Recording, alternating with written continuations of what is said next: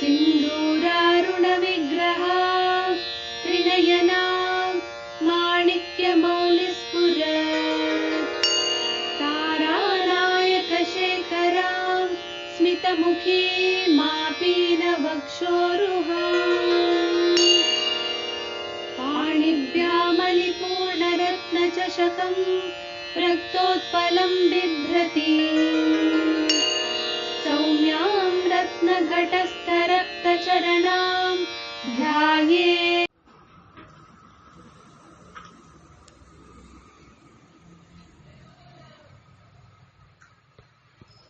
ದೇವಿಯನ್ನ ಯಾವ ರೀತಿಯಿಂದ ನಾವು ಸೇರಬೇಕು ಅನ್ನುವುದನ್ನ ಹೇಳುವಾಗ ಮೊದಲು ಇಲ್ಲೆಲ್ಲ ನಾವು ಮಹಾಯಾಗ ಕ್ರಮಾರಾಧ್ಯ ಅನ್ನುವುದರಲ್ಲಿ ತಾಯಿಯನ್ನ ಯಾವ ರೀತಿಯಿಂದ ಆರಾಧನೆ ಮಾಡಬೇಕು, ತಾಯಿಯನ್ನ ಹೊಂದುವ ಬಗೆ ಹೇಗೆ ಅನ್ನುವ ವಿಚಾರವನ್ನೇ ನೋಡ್ತಾ ಬೇರೆ ಬೇರೆಯವರು ಯಾವ ರೀತಿಯಲ್ಲಿ ಮಾಡ್ಕೊಂಡು ಬಂದ್ರು, ಹಾಗೆ 64 ವಿಧ ಸೇವೆ ಇದೆಲ್ಲ ನೋಡಿದಂತೆ ಮನು ಅನ್ನುವುದು ಕೂಡ ಒಂದು ವಿದ್ಯೆ. ಆ ಮನು ಅನ್ನುವುದು ಒಬ್ಬ ಮನು ಎಂಬ ವ್ಯಕ್ತಿಯಿಂದ ಆರಾಧಿಸಲ್ಪಟ್ಟು ತಾನು ಮನ್ವಂತರ ಸ್ಥಾನವನ್ನ ಪಡೆದನಲ್ಲ ಅಂಥ ಒಂದು ವಿದ್ಯೆ. ಆ ರೀತಿಯಲ್ಲಿ ಯಾರು ಅಂದ್ರೆ ಮನು ಅಂದಾಗ ಮನು ಒಬ್ಬನೇ ಅಲ್ಲ, ಮನುವಿನಂತೆ ಚಂದ್ರ, ಕುಬೇರ, ಇಂದ್ರ ಮೊದಲಾದವರೆಲ್ಲರೂ ಕೂಡ ತಾವು ತಮಗೆ ಬೇಕಾದ್ದನ್ನ ಪಡೆಯುವುದಕ್ಕೆ ಯಾವ ಒಂದು ಮಾರ್ಗದಲ್ಲಿ ದೇವಿಯನ್ನ ಆರಾಧನೆ ಮಾಡಿದರೋ ಅಂಥ ವಿದ್ಯೆ ಏನಿದೆ ಅದನ್ನ ಮನುವಿದ್ಯಾ ಅಂತ ಹೇಳ್ತಾರೆ ಎನ್ನುವುದನ್ನ ನಾವು ನಿನ್ನೆ ದಿವಸ ಗಮನಿಸ್ಕೊಂಡ್ವಿ. ಆದ್ರಿಂದ ತಾಯಿಯನ್ನ ಆರಾಧನೆ ಮಾಡಿ ತಮಗೆ ಬೇಕಾದಂಥ ಒಂದು ಫಲವನ್ನ ಪಡೆಯುವುದಕ್ಕೆ ಮನು ಮೊದಲಾದಂಥ 15 ಜನ ಭಕ್ತರು ಯಾವ ಒಂದು ಕ್ರಮವನ್ನ ಆಧರಿಸಿಕೊಂಡು ಆರಾಧಿಸಿದರೋ ಅಂಥ ಆರಾಧನಾ ಕ್ರಮ ಏನಿದೆ ಅದು ಮನುವಿದ್ಯಾ ಅನ್ನುವುದನ್ನ ನಿನ್ನೆ ದಿವಸ ನೋಡಿದ್ವಿ. ಅದರಲ್ಲೇ ಮನು ಅನ್ನುವವನು ಪ್ರಜಾಪತಿಯಾಗಿ ಇರುವುದನ್ನ ನಾವು ನೋಡಿದ್ವಿ. ಅಂದ್ರೆ ಸ್ವಯಂಭುವ ಮನು ಪ್ರಜಾಪತಿಯಾಗಿ ಇದ್ದ. ಅವನು ತಾನು ಅಂದ್ರೆ ಈಗ ಮನು ಸ್ವಯಂಭುವ ಮನುವಾಗಿ ಅವನೇನ್ ಮಾಡ್ದ, ಅವನನ್ನು ಸೃಷ್ಟಿ ಮಾಡಿದ್ದೇ ಪರಮಾತ್ಮ ಮಾಡುವ ಸೃಷ್ಟಿ ಕಾರ್ಯಕ್ಕೆ ಸಹಾಯ ಆಗಕ್ಕೆ. ಆದ್ರಿಂದ ಆ ಸೃಷ್ಟಿ ಕಾರ್ಯ ಅನ್ನೋದೇನು ತಮಾಷೆನಾ? ಯಾರೊಬ್ಬರು ಯಾವುದನ್ನು ಸೃಷ್ಟಿ ಮಾಡಕ್ಕಾಗಲ್ಲ. ನಮ್ಮ ಜೀವನ ನಮಗೆ ಉದಾಹರಣೆ ಇರುತ್ತೆ. ಅದರಲ್ಲಿ ಹೆಂಗಸರಿಗೆ ಅಡಿಗೆ ಮನೆ ಸ್ವಯಂ ದೃಷ್ಟಾಂತ ಇರುತ್ತೆ. ಎಷ್ಟೆಲ್ಲ ನಾವು ಪ್ರಯತ್ನ ಪಟ್ರು ಯಾವುದನ್ನು ನಾವು ಮಾಡಿದ್ದಲ್ಲ, ಅದು ಆಗಬೇಕು, ಅದಾಗತ್ತೆ ಅಷ್ಟೇ ಹೊರತು ನಾವು ಮಾಡಿದ್ವಿ ಅಂದ್ರೆ ಅದು ಭ್ರಮೆ, ಅದು ಹಾಗಾಗಲ್ಲ. ಆದ್ರಿಂದ ಒಂದನ್ನ ತಯಾರು ಮಾಡಬೇಕಾದ್ರೆ ಅದಕ್ಕೆ ಸೃಷ್ಟಿ ಮಾಡಬೇಕಾದ್ರೆ ಮಹಾಶಕ್ತಿ ಬೇಕು. ಆ ಶಕ್ತಿಯನ್ನಂದ್ರೆ ಈಗ ಉದಾಹರಣೆಗೆ ನಾವು ಅಡಿಗೆ ಮನೆ ಹೇಳ್ತಾ ಇದ್ದೇವಲ್ಲ, ಯಾವುದೋ ಒಂದು ಬಿಸಿಬೇಳೆ ಬಾತೋ ಒಂದು ಹುಳಿನೋ ಏನೋ ಮಾಡಬೇಕು ಅನ್ಕೊಂಡಿದ್ದೇವೆ ಅನ್ನಿ, ಅದಕ್ಕೆ ಬೇಕಾದ ಸಾಮಗ್ರಿ ಎಲ್ಲ ಇದೆ. ಅಂದ್ರೆ ಅಕ್ಕಿ ಇದೆ, ಬೇಳೆ ಇದೆ, ತರಕಾರಿ ಇದೆ, ಪುಡಿ ಇದೆ, ಎಲ್ಲ ಇದೆ. ಆದ್ರೆ ಎಲ್ಲತನ್ನು ನಾವು ಬೇಯಿಸೂ ಇದೀವಿ, ಹಾಕೂ ಇದೀವಿ. ಆದ್ರೆ ತರಕಾರಿಯಲ್ಲಿ ರುಚಿ ಇಲ್ಲ ಅಂದ್ರೆ ಆಗತಾನೆ ನಾವು ಗಿಡದಿಂದನೇ ತಂದಿದ್ರು, ಫ್ರೆಶೇ ಕೊಯ್ಸ್ಕೊಂಡು ಬಂದಿದ್ರು, ಅದು ರುಚಿ ಕೊಡಲ್ಲ. ಬರೀ ತರಕಾರಿ ಒಂದೇ ಅಲ್ಲ, ಹಾಕಿದಂತ ಬೇಳೆಯಾಗ್ಲಿ ಅಕ್ಕಿಯಲ್ಲೂ ಅಷ್ಟೇ ಅದು ರುಚಿ ಇರಬೇಕು. ಆ ರುಚಿ ಇದ್ದಾಗ ನಾವು ಹಾಕಿದಂತ ಎಲ್ಲ ಪದಾರ್ಥದಲ್ಲಿ ಏನು ಬರುತ್ತೆ, ಸೇರಿ ರಸ ಉತ್ಪತ್ತಿ ಆಗುತ್ತೆ. ಅದು ಕೂಡ ಆಗುತ್ತೆ, ನಾನು ಮಾಡಲ್ಲ. ಆದ್ರಿಂದ ಸೃಷ್ಟಿಯಲ್ಲಿ ಈ ಒಂದು ಕಾರ್ಯ ಆಗ್ಬೇಕು ಅಂದ್ರೆ ಆ ಸೃಷ್ಟಿ ಕಾರ್ಯ ಎಷ್ಟು ಕಷ್ಟ. ಈಗ ನೋಡಿ, ಒಂದು ಬೀಜ ಭೂಮಿ ಒಳಗೆ ಹೋದ್ರೆ ಅದು ಭೇದಿಸಿಕೊಂಡು ಬರ್ಬೇಕಾದ್ರೆ ಸುಮ್ನೆ ಆಗುತ್ತಾ? ನಾವು ಮಣ್ಣನ್ನು ಕೆತ್ತಬೇಕಾದ್ರೆ ಎಷ್ಟು ಕಷ್ಟ ನೋಡಿ. ಹಾರೆ ತಗೊಂಡು ಗುದ್ಲಿ ತಗೊಂಡು ಅದೇ ಬೀಜ ಒಂದು ಭೇದಿಸ್ಕೊಂಡು ಬರುತ್ತೆ ತಾನೆ ಮಣ್ಣೊಳಗೆ ಹಾಕಿದ್ರೆ. ಆ ಬೀಜಕ ಶಕ್ತಿ ಎಲ್ಲಿದೆ? ಅಂಥ ಶಕ್ತಿ ಯಾರಿಂದ ಬಂದಿದೆಯೋ ಅದು ಅಂಥ ವಿದ್ಯೆ ಯಾವುದು? ಅದು ಮನುವಿದ್ಯಾ. ಅರ್ಥ ಆಗ್ತಿದೆ ಅಲ್ವಾ? ಅದರಿಂದ ಮನು ಮೊದಲಾದವರು ತಾವು ಮನ್ವಂತರಾಧಿಪತಿಗಳಾಗಿ ಒಂದು ಕೃತ, ತ್ರೇತ, ದ್ವಾಪರ ಕಲಿಗಳನ್ನ ನಿರ್ವಹಣೆ ಮಾಡಬೇಕಲ್ಲ, ಆ ರಾಜ್ಯದ ಜವಾಬ್ದಾರಿ ನಡೆಸಬೇಕಲ್ಲ. ಅಂಥ ಜವಾಬ್ದಾರಿ ನಡೆಸುವುದಕ್ಕೆ ಅವರಿಗೆ ಸಾಮರ್ಥ್ಯ. ಇಂದ್ರನಿಗೆ ದೇವಾಧಿಪತಿತ್ವದ ಸಾಮರ್ಥ್ಯ, ಹಾಗೆಯೇ ಅವರವರಿಗೆ ಕುಬೇರನಿಗೆ ನಿಧಿಪತಿತ್ವದ ಸಾಮರ್ಥ್ಯ. ಈ ಸಾಮರ್ಥ್ಯಗಳನ್ನ ಕೊಡುವವರು ಯಾರೋ, ಕೊಡುವ ವಿದ್ಯೆ ಯಾವುದೋ ಅದು ಮನುವಿದ್ಯಾ. ಇದು ಎರಡನೆಯದಾಗಿ ನಾವು ನೋಡ್ತಾ ಇರುವಂತ ಮನುವಿದ್ಯಾ. ಇದರಲ್ಲಿ ಅಂದ್ರೆ ಆಗ ನಾವು ಪ್ರಪಂಚದಲ್ಲಿ ನೋಡುವಂತಹ ಎಲ್ಲಾ ವಿದ್ಯೆಗಳ ಒಂದು ಪೂರೈಕೆ ಮನುವಿದ್ಯಾ ಅನ್ನುವುದರಲ್ಲಿ ಇದೆ ಅನ್ನುವುದನ್ನ ಒಂದು ಸಂಗ್ರಹವಾಗಿ ಭಾವಿಸಿಕೊಳ್ಬಹುದು. ಅಂದ್ರೆ ಈಗ ನಾವು ಹೇಳಿದಂತೆ ಅಡಿಗೆ ಮನೆ ವಿದ್ಯೆನೇ ಇರಬಹುದು. ಆ ಎಲ್ಲ ವಿದ್ಯೆಗಳು ಸೇರಿದಾಗ ಅಂದ್ರೆ ಒಂದೊಂದು ಕೂಡ ಅಡಿಗೆ ಮಾಡೋದು ಒಂದು ವಿದ್ಯೆ, ಆ ಊಟ ತಿನ್ನೋದು ಒಂದು ವಿದ್ಯೆ, ಊಟವನ್ನ ಬಡಿಸೋದು ಒಂದು ವಿದ್ಯೆ. ಸುಮ್ನೆ ತೋರ್ದಂಗೆ ಒಂದಿಷ್ಟು ರಾಶಿ ಅನ್ನ ಹಾಕ್ಬಿಡು, ಅದರ ಮೇಲೆ ಹುಳಿ ಸುರಿದು ಬಿಡು, ಕೆಲವರೆಲ್ಲ ಬಡಿಸ್ತಾರೆ, ನೀವು ನೋಡಿರ್ತೀರಿ. ಬಡಿಸೋದು ಒಂದು ವಿದ್ಯೆ. ಹಾಗೆ ಪ್ರತಿಯೊಂದು ಕೂಡ ಒಂದು ಕಲಾತ್ಮಕವಾಗಿ ದೇವರ ಪೂಜಾ ರೂಪದಲ್ಲಿ ಮಾಡೋದಾದ್ರೆ ಅವ್ರಿಗೆ ಎಷ್ಟು ಬೇಕೋ ಅಷ್ಟು, ಹೇಗೆ ಬೇಕೋ ಹಾಗೆ. ಕೆಲವರಿಗೆ ಅನ್ನದ ಮೇಲೆ ಹುಳಿ ಹಾಕ್ಬಾರ್ದು, ಕೆಲವರಿಗೆ ಅನ್ನದ ಮೇಲೆ ಹುಳಿ ಹಾಕ್ಬೇಕು. ಅಂದ್ರೆ ಪ್ರತಿಯೊಂದು ಇದಿದೆಯಲ್ಲ, ಅಂದ್ರೆ ಬಡಿಸೋದನ್ನ ಹೇಳ್ತಿದ್ರು ಕೂಡ ನಮ್ಗದೇನ್ ಮಹಾ ಅನ್ಸುತ್ತೆ. ಆದ್ರೆ ಒಬ್ಬರಿಗೆ ಅವರಿಗೆ ಬೇಕಾದ ರೀತಿಯಲ್ಲಿ ಬಡಿಸಿದ್ರೆ ಏನ್ ಆನಂದ ಆಗುತ್ತೆ. ಆ ಆನಂದ ನಾವು ಎಲ್ಲಿಂದ ಕೃತಕವಾಗಿ ನಿರ್ಮಾಣ ಮಾಡಕ್ ಬರಲ್ಲ. ಅದೆಲ್ಲ ವಿದ್ಯೆನೆ. ಅದಕ್ಕೋಸ್ಕರ ಮನುವಿದ್ಯಾ ಅಂದಾಗ ಮನುವಿದ್ಯೆ ಎಲ್ಲವನ್ನ ಒಳಗೊಳ್ಳುತ್ತೆ ಅನ್ನುವುದನ್ನ ಇಲ್ಲಿ ಹೇಳ್ತಾ ಇದ್ದಾರೆ. ಹಾಗಾಗಿ ಈ 15 ಜನರನ್ನ ಮನು, ಚಂದ್ರ, ಇಂದ್ರ ಮೊದಲಾದವರನ್ನ ಏನು ಹೇಳಿದ್ವಿ, ಅವರ ಎಲ್ಲವನ್ನ ತಗೊಂಡಾಗ ಆ ಮನುವಿದ್ಯೆಯಲ್ಲಿ ಈ ಎಲ್ಲ ವಿದ್ಯೆಯನ್ನು ಸೇರಿಕೊಳ್ಳುತ್ತೆ. ಆದ್ರಿಂದಲೇ ಭಾರತದಲ್ಲಿ ಪ್ರತಿಯೊಂದನ್ನು ಪೂಜೆ. ಮೊದಲಿಗೆ ನಾವು ಊಟನೇ ಯಾಕೆ ಹೇಳ್ತಾ ಇದ್ದೀನಿ ಅಂದ್ರೆ, ಈಗ ಆಹಾರ ತಗೊಂಡಿದ್ರಿಂದ ಅದು ಬೇರೆಯವರ ದೃಷ್ಟಿನಲ್ಲಿ, ಅದರಲ್ಲೂ ಇವತ್ತಿನವರ ದೃಷ್ಟಿಯಲ್ಲಿ ಅದು ಒಂದು ಅನ್ನುವಂತ ಕೆಲಸ. ಆದ್ರೆ ಭಾರತದಲ್ಲಿ ಹಾಗಿಲ್ಲ. ಆದ್ರಿಂದ ಅಯ್ಯೋ ಇಟ್ಕೊಂಡ್ರಾಯ್ತು, ಹೋಗ್ತಾ ಬರ್ತಾ ತಿನ್ಕೊಂಡ್ರಾಯ್ತು, ಆ ತರ ಪದ್ಧತಿ ಅಲ್ಲ. ಅದಕ್ಕೆ ಒಂದು ಪೂಜಾ ವಿಧಾನದ ತರಹ. ಅದು ಮೊದಲೇ ಗುಡಿಸಿದ್ರು, ತಿರ್ಗಾ ಗುಡಿಸ್ಬೇಕು, ಒರೆಸ್ಬೇಕು, ಆಮೇಲೆ ತಟ್ಟೆ ಹಾಕ್ಬೇಕು, ತಟ್ಟೆನಲ್ಲಿ ಮೊದಲೇ ಅನ್ನ ಬಡಿಸಬಾರ್ದು. ಈ ತರ ಏನೇನು ನಿಯಮಗಳಿದೆ ಅಂದ್ರೆ ಅದು ಒಂದು ವಿದ್ಯೆ ಅಲ್ವೇ. ಆ ರೀತಿಯಾಗಿ ಆಮೂಲಾಗ್ರವಾಗಿ ಅದೆಲ್ಲ ಒಂದು ಪೂಜಾ ಕ್ರಮ, ಪೂಜಾ ವಿಧಿವಿಧಾನ. ಈಗ ಬಾಳೆ ಎಲೆಯಲ್ಲಿ ಬಡಿಸೋವಾಗ ಬಾಳೆ ಎಲೆನಲ್ಲಿ ಇಲ್ಲೇ ಯಾಕೆ ಇದು ಬಡಿಸ್ಬೇಕು, ಇಲ್ಲೇ ಯಾಕೆ ಇದು ಬಡಿಸ್ಬೇಕು ಅನ್ನೋಕ್ಕೂ ಕೂಡ ಒಂದು ಕ್ರಮ ಇದೆ, ಅದಕ್ಕೆ ಒಂದು ಶಾಸ್ತ್ರ ಇದೆ.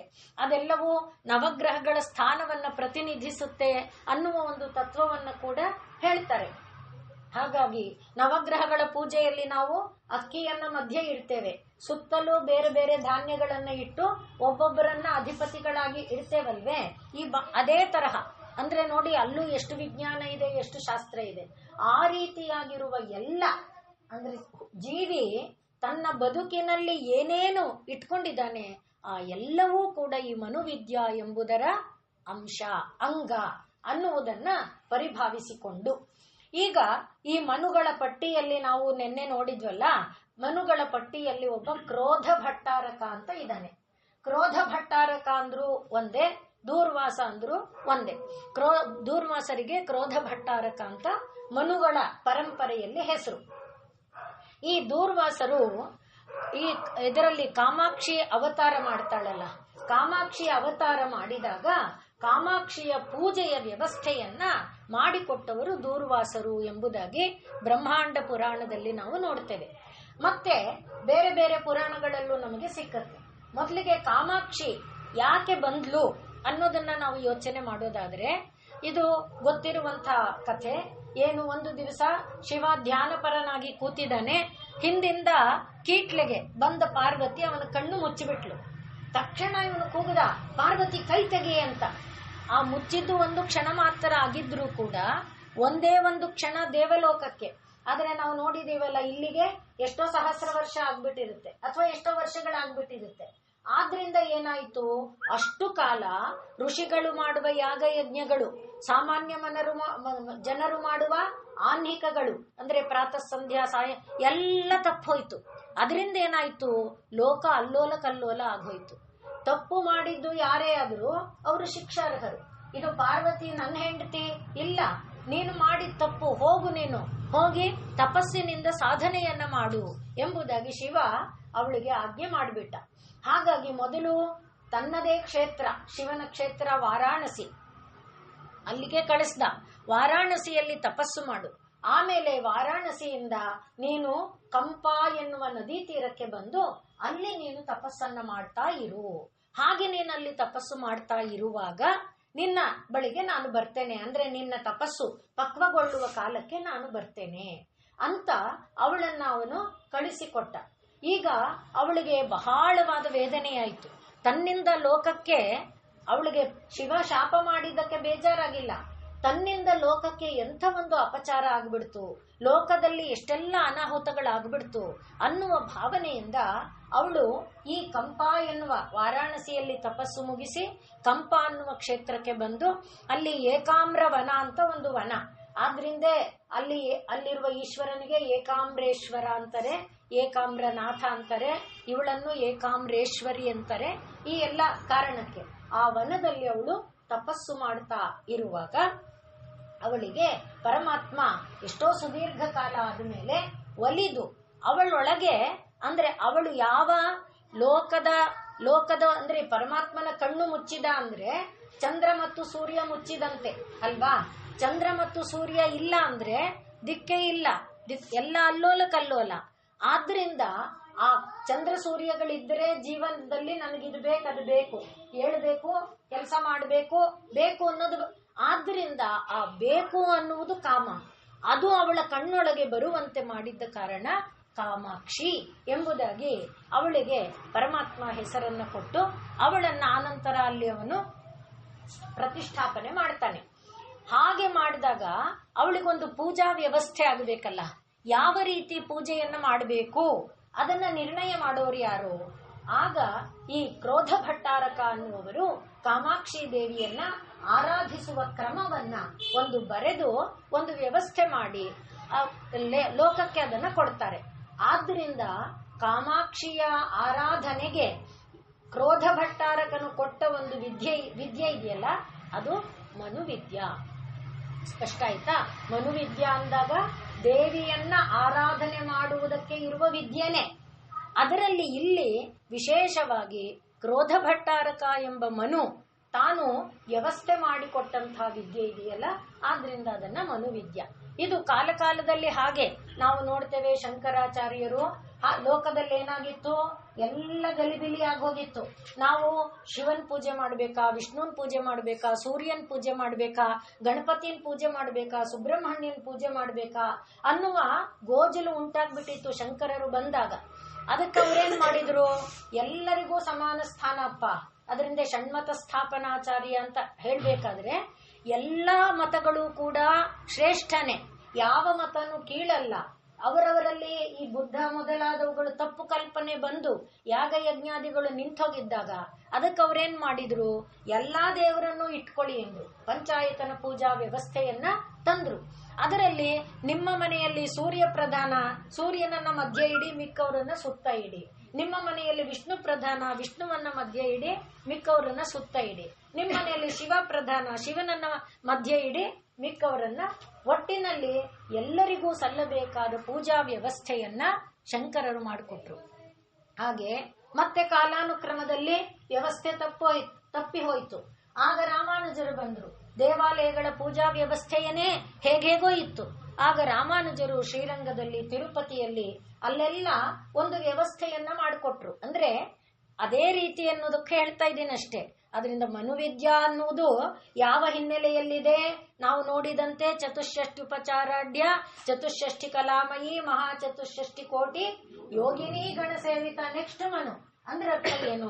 ಆ ದೇವಿಯನ್ನ ಆರಾಧನೆ ಮಾಡುವ ಕ್ರಮದ ಒಂದು ವ್ಯವಸ್ಥೆಯನ್ನ ಮನು ಮೊದಲಾದವರು ಲೋಕದಲ್ಲಿ ನಮಗೆ ತಂದು ಕೊಟ್ಟಿದ್ದಾರೆ. ಆ ಕ್ರಮದಲ್ಲಿ ಈ ಮನುವಿದ್ಯಾ ಅನ್ನುವುದು ಪ್ರಪಂಚದಲ್ಲಿರುವ ಆಮೂಲಾಗ್ರವಾದ ಎಲ್ಲ ವಿದ್ಯೆಗಳನ್ನು ಒಳಗೊಳ್ಳುತ್ತೆ. ಆ ಎಲ್ಲ ವಿದ್ಯೆಗಳಲ್ಲಿ ಯಾರಿಗೆ ಯಾವುದು ಹಿತವೋ, ಯಾರಿಗೆ ಯಾವುದು ಪ್ರಿಯಕರವೋ ಆ ಒಂದು ಕ್ರಮವನ್ನು ಆಶ್ರಯಿಸಿಕೊಂಡು ಆ ವಿದ್ಯೆಯ ಅನುಷ್ಠಾನವನ್ನ ಮಾಡಬೇಕು ಅನ್ನುವುದನ್ನ ಈ ಮನುವಿದ್ಯಾ ಅನ್ನುವುದರ ಮೂಲಕ ನಮಗೆ ತೋರಿಸ್ಕೊಡ್ತಾ ಇದ್ದಾರೆ. ಹಾಗೆ ಮನುಗಳ ಪಟ್ಟಿಯಿಂದ ಮನುಗಳ ಆರಾಧನೆ ಮಾಡಿದ್ದು ಇದನ್ನ ತಿಳ್ಕೊಂಡ್ವಿ. ಈಗ ಮುಂದಿನ ನಾಮ ಚಂದ್ರ ವಿದ್ಯಾ. ಚಂದ್ರ ವಿದ್ಯಾ ಅಂದಾಗ ಮೇಲೆ ಬಂದಿದ್ದಾನೆ ಮನು, ಚಂದ್ರ, ಕುಬೇರ, ಲೋಪಾಮುದ್ರ ಅನ್ನುವುದರಲ್ಲಿ ಮನುವಿನ ಪರಂಪರೆಯಲ್ಲಿ ಚಂದ್ರನು ಒಬ್ಬ ಇದ್ದಾನೆ. ಮನುವಿದ್ಯಾ ಆದ್ಮೇಲೆ ಚಂದ್ರ ವಿದ್ಯಾ ಅಂತ ಹೇಳ್ತಾ ಇರೋದ್ರಿಂದ ಇದು ಮನುವಿದ್ಯೆಯಲ್ಲಿ ಸೇರುವ ಚಂದ್ರ ಅಲ್ಲ ಅನ್ನೋದು ಸ್ಪಷ್ಟ ಆಗುತ್ತೆ. ಇಲ್ಲದೆ ಇದ್ರೆ ಅಲ್ಲೇ ಈಗ ಮನು ಫಸ್ಟ್, ನೆಕ್ಸ್ಟೇ ಚಂದ್ರ ಇದ್ದಾನೆ, ನೆಕ್ಸ್ಟೇ ಕುಬೇರ, ಆಮೇಲೆ ಲೋಪಾಮುದ್ರ, ಆಮೇಲೆ ಅಗಸ್ತ್ಯ, ಈ ತರ ಪಟ್ಟಿ ಇದೆ. ಆದ್ರಿಂದ ಮನುಗೆ ನೆಕ್ಸ್ಟ್ ಚಂದ್ರ ಇರೋದ್ರಿಂದ ಮನುವಿದ್ಯೆ ಹೇಳಿ ನೆಕ್ಸ್ಟ್ ಚಂದ್ರವಿದ್ಯಾ ಹೇಳುವಾಗ ಇದು ಆ ಮನುವಿದ್ಯೆಯಲ್ಲಿ ಬರುವ ವಿದ್ಯಾಕ್ರಮ ಅಲ್ಲ ಅನ್ನೋದನ್ನ ಮೊದಲಿಗೆ ನಾವು ತಿಳ್ಕೊಳ್ಬೇಕು. ಇನ್ನು ಚಂದ್ರ ಅಂದ್ರೆ, ಚಂದ್ರ ಅನ್ನುವುದು ಅಮೃತ ಕಿರಣ, ಅವನ ಹೆಸರೇ ಅದು ಅಮೃತ ಕಿರಣ. ಅವನನ್ನ ಆ ತಂಪಾದ ಒಂದು ಭಾವದಿಂದ ಕೂಡಿದವನು ಅಂತ ನೆನಪಿಸ್ಕೊಳ್ತೇವೆ. ಹಾಗಾಗಿ ಅವನು ಚಂದ್ರವಿದ್ಯಾ ಅಂದಾಗ ನಮ್ಮೊಳಗೆ ನಾವು ಅಮೃತವನ್ನು ಹೊಂದುವ ವಿದ್ಯೆ ಏನು, ನಮ್ಮೊಳಗೆ ನಾವು ಅಮೃತವನ್ನ ಹೇಗೆ ಪಡೆಯೋದು ಅನ್ನುವುದನ್ನು ತಿಳಿಸಿಕೊಡೋ ವಿದ್ಯೆ ಇದೆಯಲ್ಲ, ಅದು ಚಂದ್ರವಿದ್ಯಾ. ಅದು ಸುಲಭವಾಗಿ ಎಲ್ಲರೂ ಅನುಷ್ಠಾನ ಮಾಡುವಂಥದ್ದಲ್ಲ. ಅಂದ್ರೆ ಈಗ ಮನುವಿದ್ಯಾ ಆದ್ರೆ ಎಲ್ಲರೂ ಅನುಷ್ಠಾನ ಮಾಡಬಹುದು. ಹೇಗೆ ನಾ ಹೇಳಿದ್ನಲ್ಲ, ಒಂದು ಅಡಿಗೆ ಮಾಡುವ ಕಲೆ, ಎಲೆ ಬಡಿಸೋ ಕಲೆ, ಹಾಗೆ ಊಟ ಮಾಡುವ ಕಲೆ. ಊಟ ಹಾಕಿದರೆ ಬಿಟ್ಟು ಬಂದಿದೆ ಹೊಡಿ, ಅದಲ್ಲ. ಆ ರೀತಿ ಹೊಡಿ ಎನ್ನುವ ತತ್ವ ಬಂತು ಅಂದ್ರೆ ಅಲ್ಲಿ ಪೂಜೆ ಇಲ್ಲ. ಆದ್ರಿಂದ ಅದನ್ನ ಯಾವ ರೀತಿಯಲ್ಲಿ ತಗೊಳ್ಬೇಕು, ಆ ಭಾವದಲ್ಲಿ ತಗೊಂಡು ಅದನ್ನ ಎಷ್ಟು ಬೇಕೋ ಹಿತಮಿತವಾಗಿ ಯುಕ್ತಾಹಾರ ವಿಹಾರ ಆಗುವಂತೆ ಒಂದು ವ್ಯವಸ್ಥೆಯನ್ನ ಮಾಡಿಕೊಂಡ್ರೆ ಅದು ಒಂದು ಪೂಜೆ ಆಗುತ್ತೆ. ಅದು ಏನಾಗುತ್ತೆ, ಶರೀರವನ್ನ ಆನಂದದಲ್ಲಿಟ್ಟಿರುತ್ತೆ. ನಮ್ಮನ್ನೇ ನೋಡಿ, ಸ್ವಲ್ಪ ಹೆಚ್ಚು ಊಟ ಆಯ್ತು, ಎಷ್ಟು ಆಲಸಿಕೆ ಇರುತ್ತೆ, ಮೈಯೆಲ್ಲ ಭಾರ ಆಗ್ಬಿಡುತ್ತೆ. ಒಂದ್ ತುತ್ತು ಜಾಸ್ತಿ ಆಗಿದ್ರು ಆ ತುತ್ತು ಇಳಿಯೋವರೆಗೆ ಆಮೇಲೆ ಸರಿ ಹೋಗುತ್ತೆ. ಒಂದ್ ತುತ್ತು ಊಟ ಜಾಸ್ತಿ ಆದ್ರೆ ಮೈಯೆಲ್ಲ ಭಾರ, ನಿಲ್ಲದ್ ಬೇಡ, ಕೂರೋದ್ ಬೇಡ, ಮಲಗದ್ ಬೇಡ ಆಗುತ್ತೆ ಅಲ್ವಾ? ಅಥವಾ ದಿನ 2 ಗಂಟೆಗೆ ಊಟ ಮಾಡ್ತಿದ್ವಿ, ಇವತ್ತು 3 ಗಂಟೆಗೆ ಆಯ್ತು, ಏನೋ ಹೆಚ್ಚು ಕಡಿಮೆ. ಆಗ ಊಟ ಮಾಡಿದಾಗ ವ್ಯವಸ್ಥೆ ನೋಡಿ ಅಲ್ವಾ, ಶರೀರ ಹೇಗಿರುತ್ತೆ ಅಂದ್ರೆ ತಿಂದ ಆಹಾರ ಶರೀರದಲ್ಲಿ ಬಾಧಾಕರವಾಗಿದ್ರೆ ಅದು ಪೂಜೆ ಆಗಲ್ಲ, ಶರೀರಕ್ಕೆ ಆನಂದದಾಯಕವಾಗಿದ್ರೆ ಅದು ಪೂಜೆ ಆಗುತ್ತೆ. ಆ ರೀತಿಯಲ್ಲಿ ಪ್ರತಿಯೊಂದು ಮನುವಿದ್ಯೆಯಲ್ಲಿ ಸೇರ್ತು. ಚಂದ್ರವಿದ್ಯೆಯಲ್ಲಿ ಅಂದ್ರೆ ಇದನ್ನ ಮನುವಿದ್ಯೆಯನ್ನ ಯಾರೂ ಅನುಷ್ಠಾನ ಮಾಡಬಹುದು, ಚಂದ್ರವಿದ್ಯೆಯನ್ನ ಹಾಗೆ ಎಲ್ಲರೂ ಅನುಷ್ಠಾನ ಮಾಡೋದಕ್ಕೆ ಆಗಲ್ಲ. ಯಾಕೆ ಅಂದ್ರೆ ಅದು ಒಂದು ತಂತ್ರ. ಅಂದ್ರೆ ಒಳಗಡೆ ಪ್ರಾಣ ಅಪಾನಗಳನ್ನ, ಹೊರಗಿನಿಂದ ಬರುವ ಪ್ರಾಣವನ್ನ ಒಳಗೆ ಸೆಳೆಕೊಂಡು ಪ್ರಾಣ ಅಪಾನಗಳನ್ನ ನಿಗ್ರಹಿಸಿ, ಪ್ರಾಣ ಮೇಲಿಂದ ಬರುತ್ತೆ, ಅದು ಬಿಸಿಯಾಗಿರುತ್ತೆ, ಇದು ಒಳಗಡೆ ಏನಾಗಿರುತ್ತೆ, ಹಾಯಾಗಿ ಮೂಲಾಧಾರದಲ್ಲಿ ನಿದ್ದೆ ಮಾಡ್ತಾ ಇರುತ್ತೆ. ಆ ಬಿಸಿ ಒಳಗಡೆ ನಿದ್ದೆ ಮಾಡ್ತಾ ಇರೋದನ್ನ ತಟ್ಟಿ ಎಬ್ಬಿಸ್ಬೇಕು. ಹಾಗೆ ಇದೆಲ್ಲ ಕಲೆ. ಅಂದ್ರೆ ಇದು ಒಂದು ಅಭ್ಯಾಸ, ಇದು ಒಂದು ವಿದ್ಯೆ. ಆದ್ರೆ ಇದು ಗುರುಮುಖ ಇಲ್ಲದೆ ನಾವು ಮಾಡಕ್ ಬರಲ್ಲ. ಪುಸ್ತಕದಲ್ಲಿ ಓದ್ಕೊಂಡ್ಬಿಟ್ಟು ಅಥವಾ ಈಗ ನಾ ಏನೋ ಪ್ರವಚನ ಮಾಡ್ತಾ ಇದ್ದೀನಿ ಅಂತ ಕೇಳ್ಕೊಂಡು ನಾನು ಮಾಡಕ್ ಹೋದೆ ಮೇಡಮ್ ನಂಗೆ ಹಿಂಗಾಯ್ತು, ಆ ತರದ್ದಲ್ಲ ಅದು. ಆದ್ರಿಂದ ಏನ್ ಮಾಡ್ಬೇಕು, ಪ್ರಾಣವನ್ನ ಒಳಗೆ ಸೆಳೆಕೊಂಡು ಕೆಳಗಡೆಗೆ ಬಂದು, ಅದಕ್ಕೆ ನಮ್ಮಲ್ಲಿ ಸ್ತೋತ್ರಗಳಿದೆ, ಪ್ರಾಣವನ್ನ ಇಲ್ಲಿಂದ ಪ್ರವೇಶ ಮಾಡ್ತಾ ಇದೆ ಅಂತ ಮೊದಲು ಕಲ್ಪನೆ ಮಾಡಬೇಕು. ಈಗ ಧ್ಯಾನ ಮಾಡುವಾಗ್ಲೂ ಹೇಳ್ತಾರೆ ನೋಡಿ, ಏನು ಗೈಡೆಡ್ ಮೆಡಿಟೇಷನ್ ಅಂತ ಹೇಳುವಾಗ ಮೊದಲು ಕಣ್ಮುಚ್ಕೊಳ್ಳಿ ಅಂತಾರೆ, ಓಂಕಾರ ಅಂತಾರೆ, ಹೃದಯನ ಭಾವಿಸ್ಕೊಳ್ಳಿ ಅಂತಾರೆ, ಇಲ್ಲೊಂದು ಕಮಲ ಇದೆ ಅನ್ಕೊಳ್ಳಿ, ಕಮಲದಿಂದ ಒಂದು ಪಾದ ಕೆಳಗಿದೆ ಅಂದ್ರೆ ಅನ್ಕೊಳ್ಳಿ ಅಂತ ಗೈಡ್ ಮಾಡ್ತಾ ಹೋಗ್ತಾರೆ ಯಾವ ರೀತಿ ನಾವು ಧ್ಯಾನ ಮಾಡಬೇಕು. ಹಾಗೆ ಇಲ್ಲಿ ಕೂಡ ತತ್ಪಾದೋ ಜಗದಾಧಾರ ನಿಪತಂತಿ ಸಮೂರ್ಧನಿ, ಅದು ಪ್ರಾಣವಾಗಿ ಇಲ್ಲಿ ಒಳಗಡೆ ಪ್ರವೇಶ ಮಾಡುತ್ತೆ. ಹಾಗೆ ಬಂದದ್ದು ಎಲ್ಲಿವರೆಗೆ ಬರಬೇಕು, ನಾವು ಓಂ ಅನ್ನುವಾಗ ಓ ಅಂತೀವಲ್ಲ, ಅದು ಮೇಲಿಂದ ಇಲ್ಲಿವರೆಗೆ ಮುಟ್ಟಬೇಕು, ಮೂಲಾಧಾರದವರೆಗೆ. ಅಲ್ಲಿಂದ ಮತ್ತೆ ಅದು ಮೇಲೇಳಬೇಕು. ಹಾಗೆ ಅದು ಮೇಲೇಳುವಾಗ ಏನ್ ಮಾಡುತ್ತೆ, ಅದು ಮಣಿಪುರ, ಸ್ವಾಧಿಷ್ಠಾನ, ಅನಾಹತಗಳನ್ನು ಮುಟ್ಟಿ ಮುಟ್ಟಿ ಮೇಲೆ ಮೇಲೆ ಬರುತ್ತೆ. ಹಾಗೆ ಬರುವಾಗ ಶ್ರೀರಾಮಕೃಷ್ಣ ಪರಮಹಂಸರು ಅವರು ಒಬ್ಬರಿಗೆ ಬಹುಶಃ ಹೇಳಕ್ಕಾಗಿರೋದೇನೋ, ಅವರ ಸಾಹಿತ್ಯದಲ್ಲಿ ಇರೋದೇನೋ, ಅವರು ಹೇಳ್ತಾರೆ ಹೇಗೆ ಮೂಲಾಧಾರದಿಂದ ಅದು ಮೇಲೇಳ್ತು, ಮಣಿಪುರ ಮುಟ್ಟಿದಾಗ ಏನಾಯ್ತು, ಸ್ವಾಧಿಷ್ಠಾನದಲ್ಲಿ ಏನಾಯ್ತು ಎಲ್ಲ ವಿವರಿಸ್ತಾರೆ. ಇಲ್ಲಿಯವರೆಗೆ ವಿವರಿಸ್ತಾರೆ, ಇಲ್ಲಿಂದ ಮುಂದಿನದನ್ನ ಅವರಿಗೆ ವಿವರಿಸಕ್ಕೆ ಆಗಲ್ಲ. ಪ್ರತಿ ಸಲ ಪ್ರಯತ್ನ ಪಡ್ತಾರೆ, ಆಗಲ್ಲ. ಯಾಕೆಂದ್ರೆ ಅದು ಮಾತು ಮನಸ್ಸುಗಳನ್ನ ಮೀರಿದ ಸ್ಥಿತಿ, ಆದ್ರಿಂದ ಅದು ನಿಲ್ಲುತ್ತೆ. ಹಾಗೆ ವಿಶುದ್ಧಿಯವರೆಗಿನ ಅನುಭವವನ್ನ ಹೊಂದುತ್ತಾ ಮೇಲೆ ಬಂದ್ರೆ ಇದು ಸಹಸ್ರಾರ. ಈ ಸಹಸ್ರಾರದಲ್ಲಿ ಇರುವವನಿದ್ದಾನಲ್ಲ ಅವನು ಚಂದ್ರ, ಅಂದ್ರೆ ಅಮೃತ ಕಿರಣ. ಆ ಚಂದ್ರನಿಗೆ ಸಂಬಂಧಪಟ್ಟ ವಿದ್ಯೆ ಚಂದ್ರ ವಿದ್ಯಾ. ಆದ್ರಿಂದ ಮನುವಿದ್ಯೆಯಲ್ಲಿರುವ ಚಂದ್ರ ವಿದ್ಯೆ ಅಲ್ಲ, ಇದು ಸಹಸ್ರಾರದಲ್ಲಿ ವಿರಾಜಮಾನನಾಗಿರುವಂತ ಅಮೃತ ಕಿರಣನಾದ ಚಂದ್ರನಿಗೆ ಸಂಬಂಧಪಟ್ಟಂತ ಒಂದು ವಿದ್ಯೆ. ಆದ್ರಿಂದಲೇ ಇದನ್ನ ಯೋಗ ತಾರಾವಳಿ ಅಂತ ಒಂದು ಉಪನಿಷತ್ತಿದೆ. ಆ ಉಪನಿಷತ್ತು ಇದಿಷ್ಟನ್ನೇ ವರ್ಣನೆ ಮಾಡುತ್ತೆ.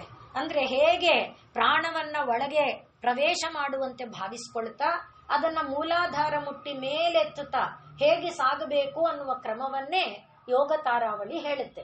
ಅದರಲ್ಲಿ ಸಂತಾಪಿತಾ ಚಂದ್ರಮಸಃ, ಅದು ಅಂದ್ರೆ ಇದು ಬಿಸಿಯಾಗಬೇಕು.